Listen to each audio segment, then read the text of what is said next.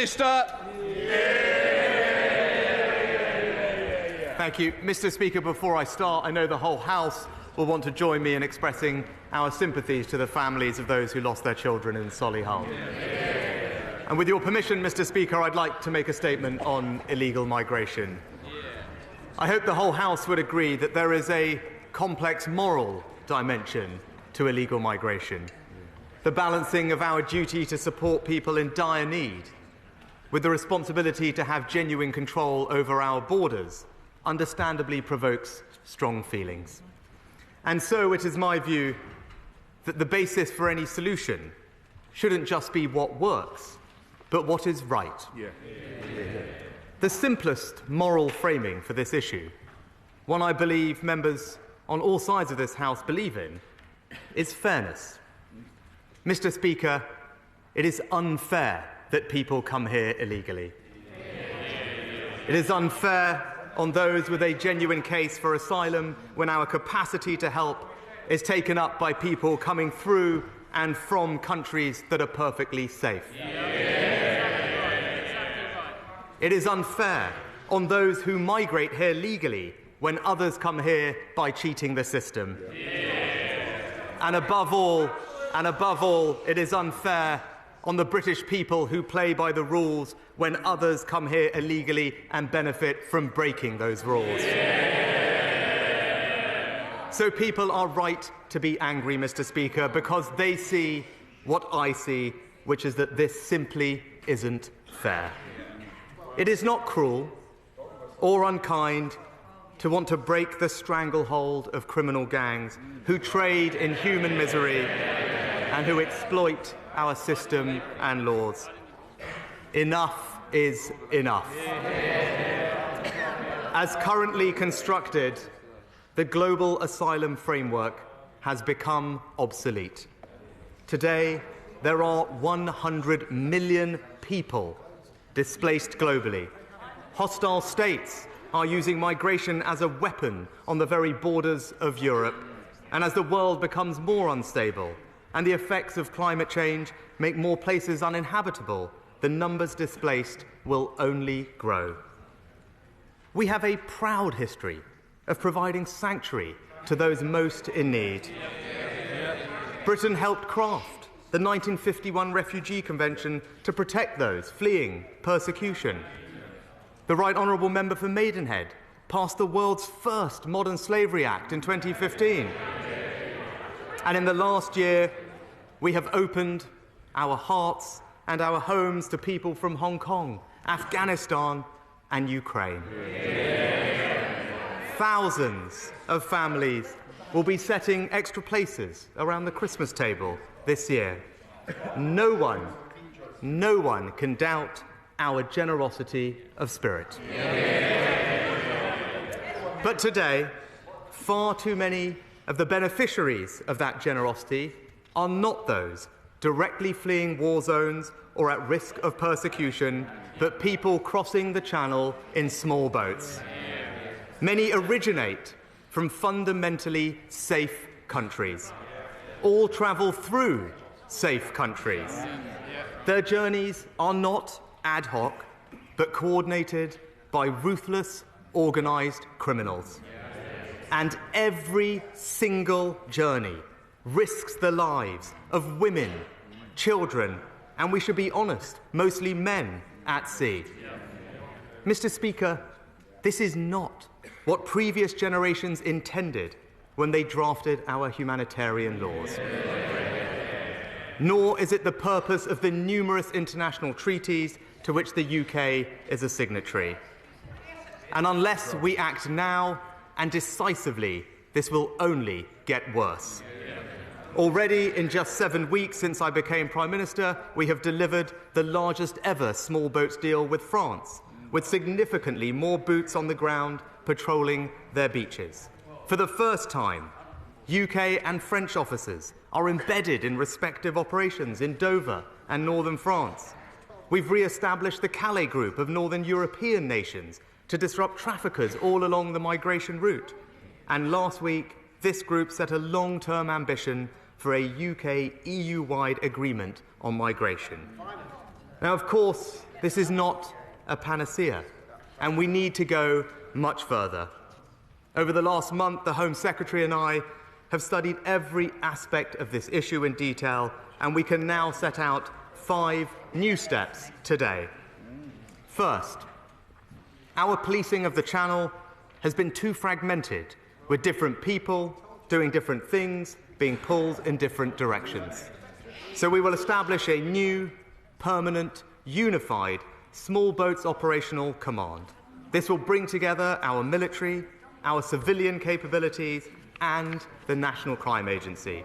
It will coordinate our intelligence, interception, processing, and enforcement, and use all available technology, including drones for reconnaissance and surveillance, to pick people up and identify and then prosecute more gang-led boat pilots.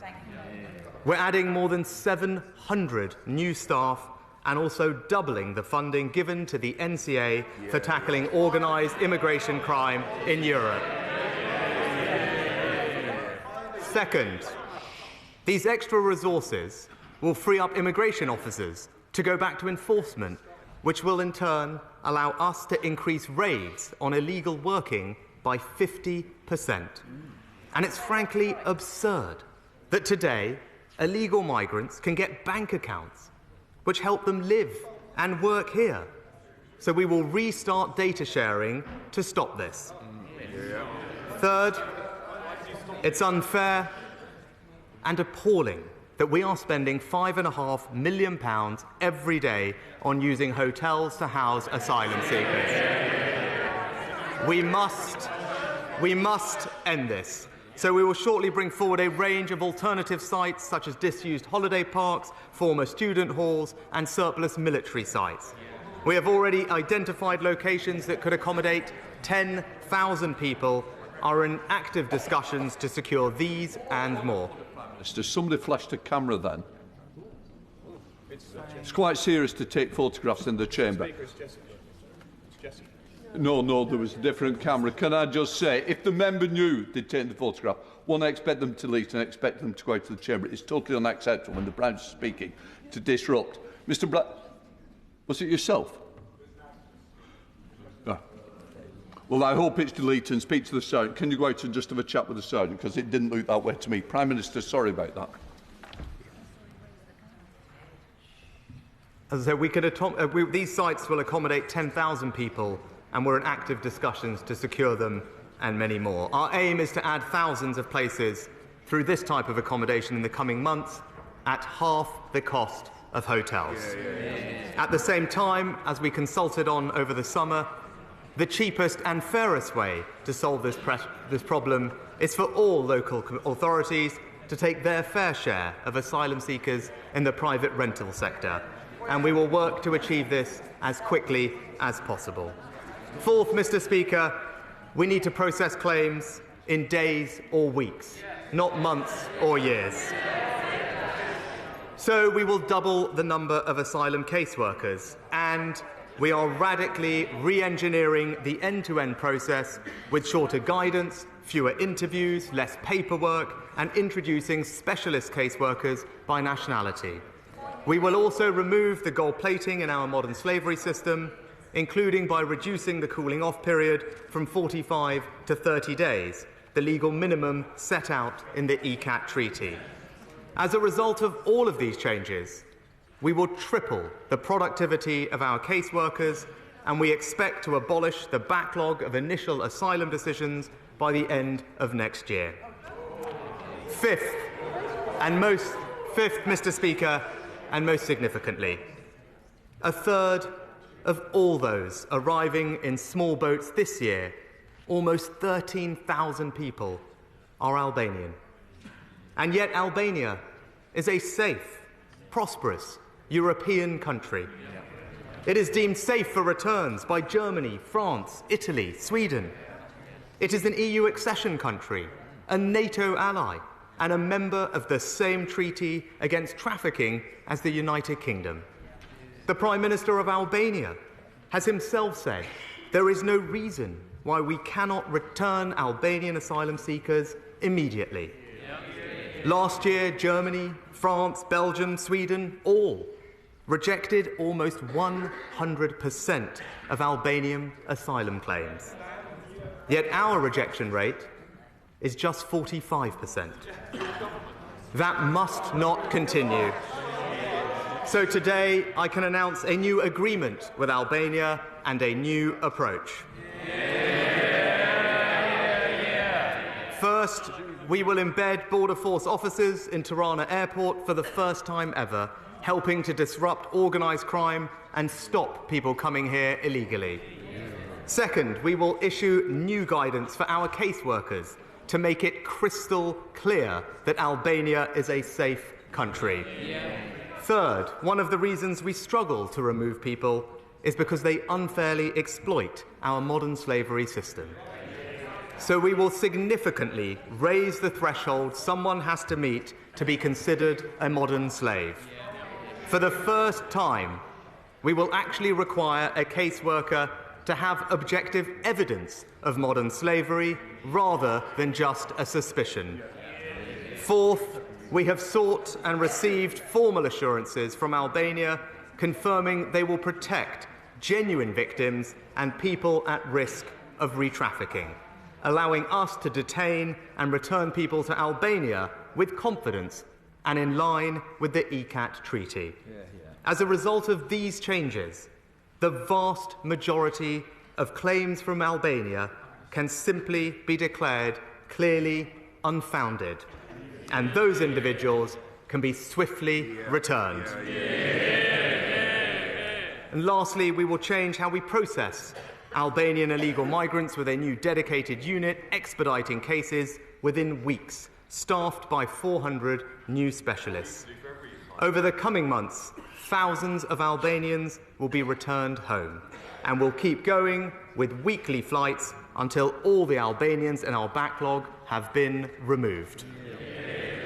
And in addition to all these new steps, Mr. Speaker, let the House be in no doubt that when legal proceedings conclude on our migration and economic development partnership, we will restart the first flights to Rwanda. So those here illegally who cannot be returned to their home country can build a new life there.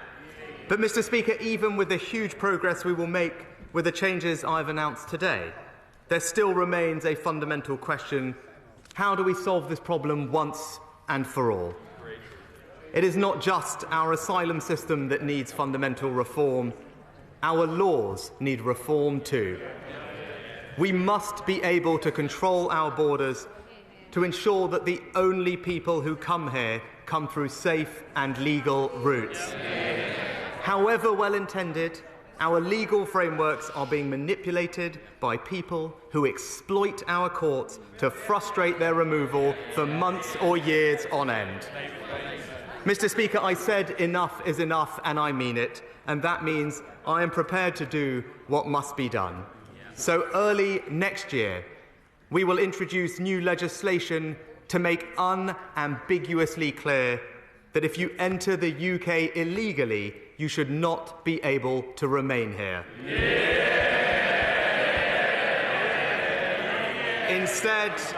Instead, you will be detained and swiftly returned either to your home country or to a safe country where your asylum claim will be considered.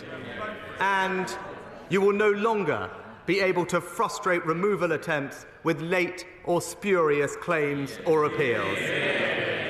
And once removed, you should have no right to re-entry, settlement or citizenship. And furthermore, if our reforms in Albania are challenged in the courts, we will also put them on a statutory footing to ensure the UK's treatment of Albanian arrivals is no different to that of Germany or France. The only way to come to the UK for asylum will be through safe and legal routes. And as we get a grip of illegal migration, we will create more of those routes. We will work with the UNHCR to identify those most in need, so the UK remains a safe haven for the most vulnerable.